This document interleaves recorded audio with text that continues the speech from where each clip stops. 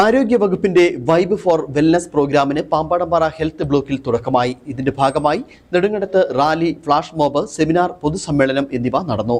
M മണി MLA പരിപാടി ഉദ്ഘാടനം ചെയ്തു.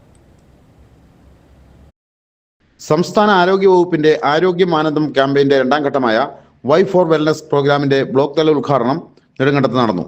ആരോഗ്യകരമായ ജീവിതത്തിന് ആവശ്യമായ നല്ല ഭക്ഷണം, മതിയായ വ്യായാമം, നല്ല ഉറക്കം, ശരിയായ പരിചരണം എന്നീ 4 പ്രധാന സന്ദേശങ്ങൾ കേന്ദ്രീകരിച്ച് പുതുതലമുറയ്ക്ക് ഭീഷണിയായേക്കാവുന്ന ജീവിതശൈലി രോഗങ്ങൾ ഇല്ലാതാക്കുകയാണ് വൈബ് ഫോർ വെൽനസ് ക്യാമ്പയിനിലൂടെ ലക്ഷ്യമിടുന്നത്.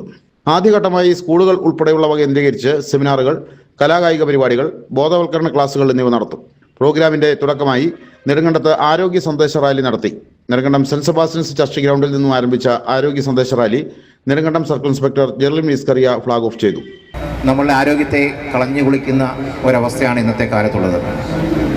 തീർച്ചയായും അത് പുതുതലമുറ രോഗങ്ങൾ പ്രായമായവരെ മാത്രമല്ല, അല്ലെങ്കിൽ മധ്യവയസ്കരെ മാത്രമല്ല, ജങ്ക് ഫുഡ് കഴിക്കുന്ന കുട്ടികൾ ഉൾപ്പെടെയുള്ള എല്ലാ തലമുറയെ മൊത്തത്തിലാണ് ബാധിക്കുന്നതെന്ന് നമ്മൾ ഇന്ന് തിരിച്ചറിയുകയാണ്.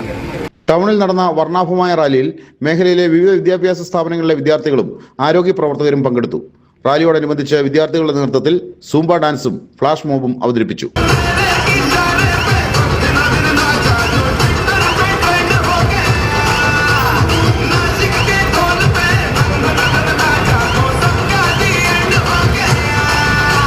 റാലി നെടുങ്കണ്ടം പഞ്ചായത്ത് സ്റ്റേഡിയത്തിൽ സമാപിച്ച ശേഷം എം മണി MLA ഫുട്ബോൾ തട്ടി 1 വർഷം നീണ്ടു നിൽക്കുന്ന പരിപാടികൾക്ക് തുടക്കമിട്ടു.